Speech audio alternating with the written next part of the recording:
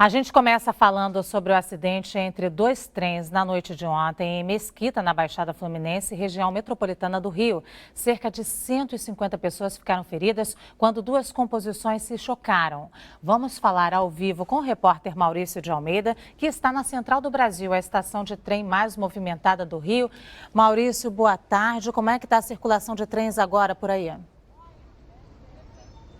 Boa tarde, Luciana. Nesse momento a situação é normal. O ramal de Japeri foi liberado às 7 horas da manhã. Técnicos da Supervia passaram a noite inteira no local trabalhando para fazer essa liberação. A linha é considerada muito importante porque passa por 21 estações, trazendo passageiros da Baixada Fluminense até aqui a Central do Brasil, no centro do Rio de Janeiro.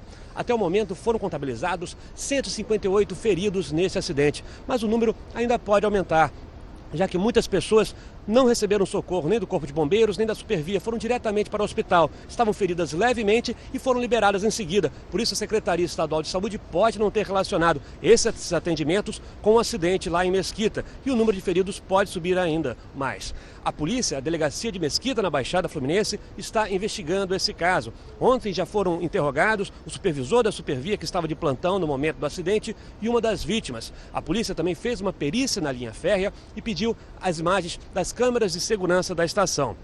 Para agora à tarde estão marcados 2 depoimentos que são considerados fundamentais pelo delegado. São dos maquinistas que estavam nos trens que se acidentaram, principalmente do maquinista do trem que estava em movimento. Ele vai poder relatar se houve alguma falha no sistema de freio da locomotiva ou também na sinalização da Supervia. E a polícia também vai ter que investigar um outro caso muito triste, lamentável mesmo. Passageiros revelaram que logo depois do acidente, antes de chegar o socorro, algumas pessoas saltaram, pularam o muro da estação de Mesquita e começaram a roubar os passageiros que estavam, alguns presos nas ferragens, outros tentando sair do trem. Os criminosos levaram bolsas, mochilas e celulares. Algo realmente muito triste que também terá que ser investigado pela polícia. O repórter Pedro Henrique Antunes esteve na estação de Mesquita pouco depois do acidente. Veja na reportagem. O acidente aconteceu pouco depois das 8 da noite. Um trem que seguia da Central do Brasil para Japeri, na Baixada Fluminense, bateu em outra composição que estava na estação Presidente Juscelino, no município de Mesquita. Houve explosão dentro do vagão, as portas foram travadas, todo mundo entrou em pânico, pessoas pisoteando criança, um por cima do outro. A gente teve que se juntar, cada 5 homens de cada lado, para destravar a porta para as pessoas poderem sair. Teve princípio de incêndio dentro dos vagões. No local do acidente, passageiros assustados contavam o que viram enquanto recebiam os primeiros socorros. A gente machucada, fratura exposta das pernas. Peguei um passageiro debaixo do trem, eu e mais umas 15 pessoas. E o bombeiro estava vindo contando, quando ele passou perto de mim e contou 65, 66, foi contando. E fora as pessoas que estavam lá atrás. Bombeiros de 6 quartéis participaram do resgate. Muitos reclamaram da demora no atendimento e da falta de ação dos agentes da Supervia. Não tinha um segurança, não tinha nada. Aí veio um APM, foi que me deu auxílio, a cabeça doendo muito e nada, o portão fechado, eles tiveram que rebentar o portão. O secretário estadual de Transportes, Carlos Roberto Osório, acompanhou o resgate. Nesse primeiro momento, toda a prioridade foi dar socorro às vítimas. A agência reguladora, a partir agora dos dados coletados no local, fará uma ampla avaliação para determinar as causas desse grave acidente e, evidentemente, punir os responsáveis na forma da lei. Todo o resgate foi feito debaixo de chuva, o que atrapalhou um pouco o trabalho dos bombeiros. A maioria das vítimas foi trazida aqui para o Hospital da Posse, em Nova Iguaçu. Muitos familiares vieram para cá em busca de informações. Ainda abaladas, vítimas que deixavam o hospital mostravam as marcas do acidente. O que aconteceu comigo foi só o peso das pessoas em cima de mim. E o trem saindo a lavareda como coisa que estava pegando fogo. Foi uma coisa insuportável. O impacto foi forte, que eu estava segurando, o meu braço estava aqui segurando. Quando ele bateu, eu sei que eu caí, o pessoal todo caiu por cima de mim. E foi uma coisa que nunca vi na minha vida. Na manhã de hoje, poucas marcas do acidente na estação Presidente Juscelino, em Mesquita, na Baixada Fluminense.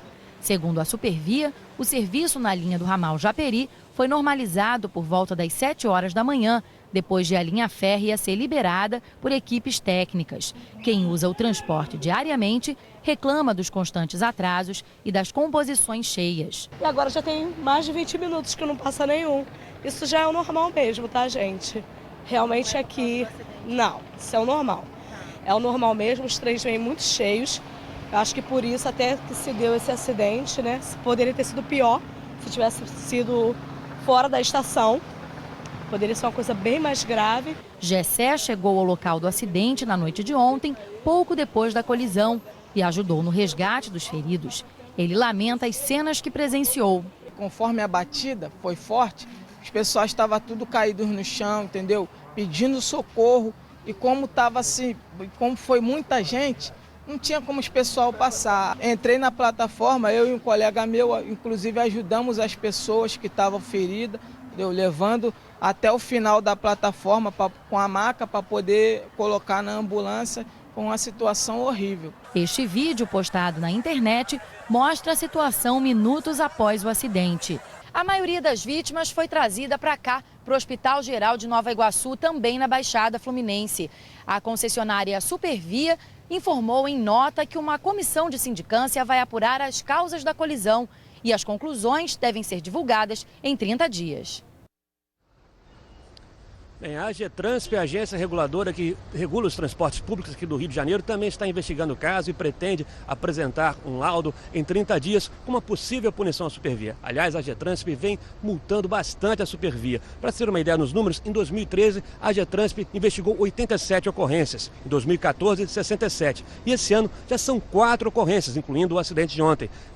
Nesse período, 41 multas foram aplicadas, totalizando um valor de R$6.400.000. Mesmo assim, os problemas continuam na Supervia. Veja agora um pouco mais do histórico de acidentes e problemas com trens da Supervia. 2014 também começou com problemas para os passageiros da Supervia. Em janeiro, um trem descarrilou na estação de São Cristóvão, na zona norte do Rio. O serviço foi paralisado e algumas composições foram depredadas por passageiros indignados com a situação.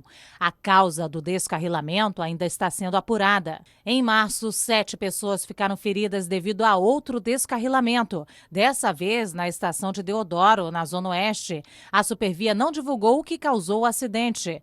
No mesmo mês, passageiros flagraram um princípio de incêndio em uma composição em Campo Grande, na zona oeste. A Supervia justificou a incandescência como sendo um fato normal quando os freios são forçados. Em novembro, uma colisão entre um trem e um ônibus no centro de Guapimirim deixou 25 pessoas feridas. A Supervia informou que o ônibus não respeitou os sinais sonoro e visual.